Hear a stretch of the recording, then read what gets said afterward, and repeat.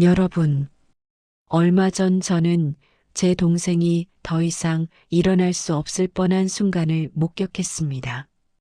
그리고 그 일을 통해 가족이라는 단어가 얼마나 잔혹한지 처음 알았어요. 장면이 병원 복도로 흐릿하게 전환된다. 의사는 말했습니다. 지금 바로 수술해야 합니다. 이걸 미루면 평생 장애가 남을 수도 있어요. 하지만 동생의 아내는 이렇게 말했죠. 안 돼. 1년은 더 버텨. 지금 당신이 쉬면 우리 생활비는 누가 벌어? 그날 저는 제 동생의 가족이 그의 편이 아니라는 사실을 처음 깨달았습니다. 동생 준호와 미지는 20살 초반에 만난다. 서툰 사랑, 갑작스러운 임신. 그들은 아직 사회초년생. 준호는 막 신입사원으로 들어갔고 미지는 단 한 번도 제대로 된 직장을 다닌 적이 없었다. 준호는 겁에 질려 있었지만 책임감은 있었다. 누나, 나 잘할 수 있을까?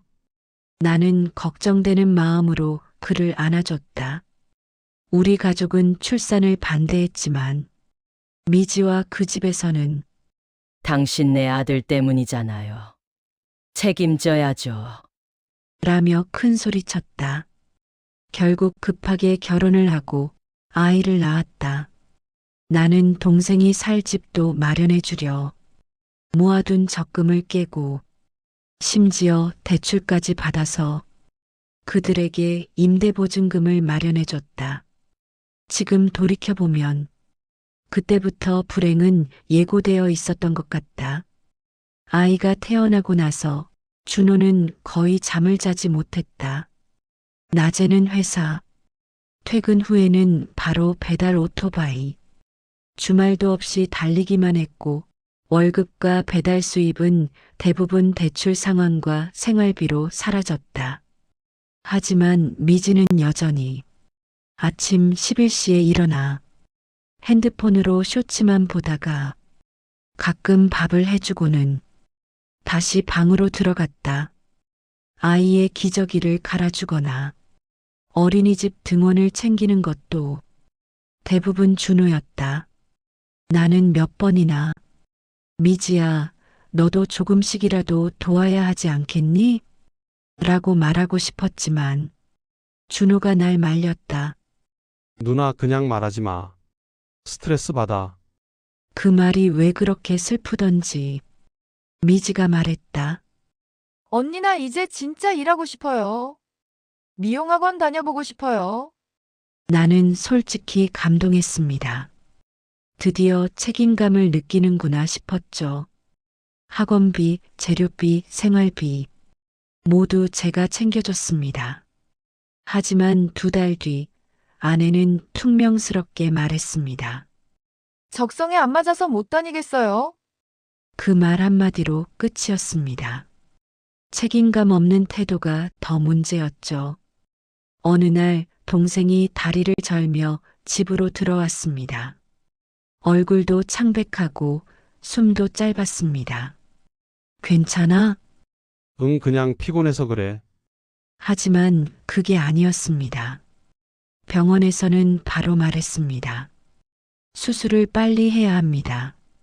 지금 미루면 평생 후유증이 남습니다. 동생은 놀랐습니다.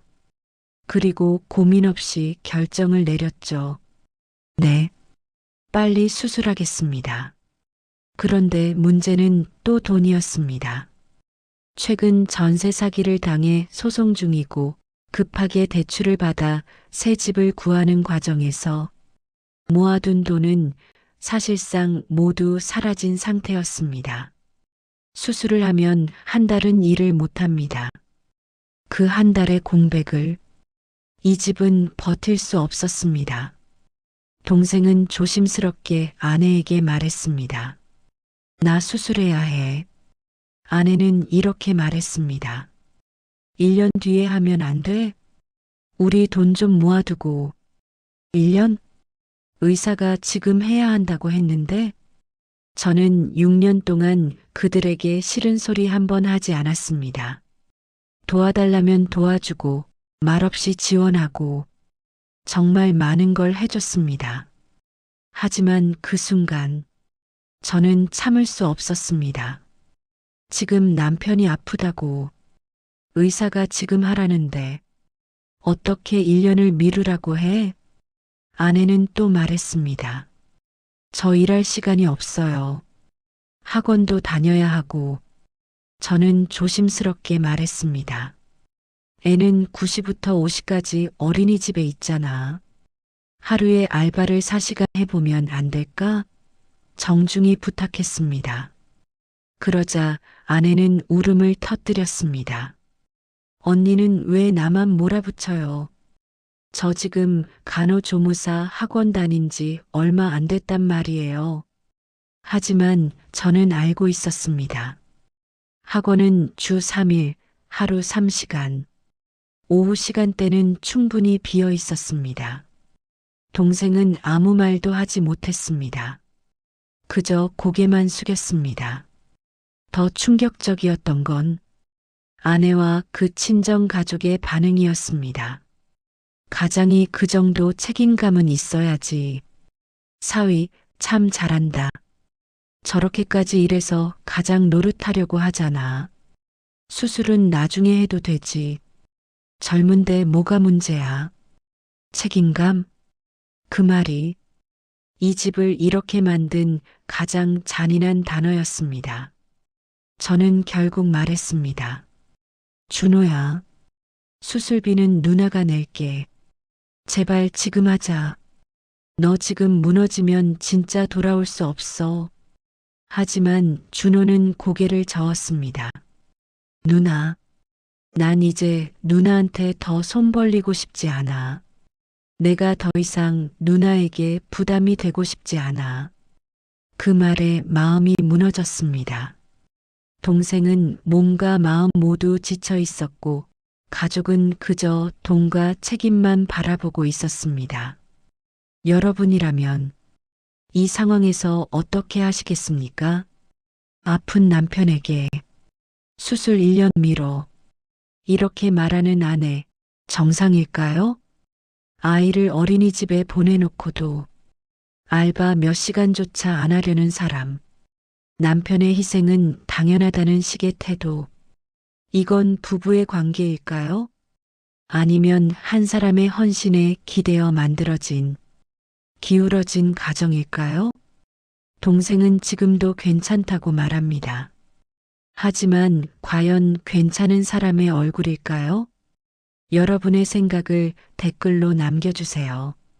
여러분의 의견 하나하나가 이 이야기를 함께 만들어가는 힘이 됩니다. 영상이 마음에 드셨다면 구독과 좋아요, 알림 설정까지 눌러주세요. 다음에도 이런 이야기를 함께 나누고 싶습니다.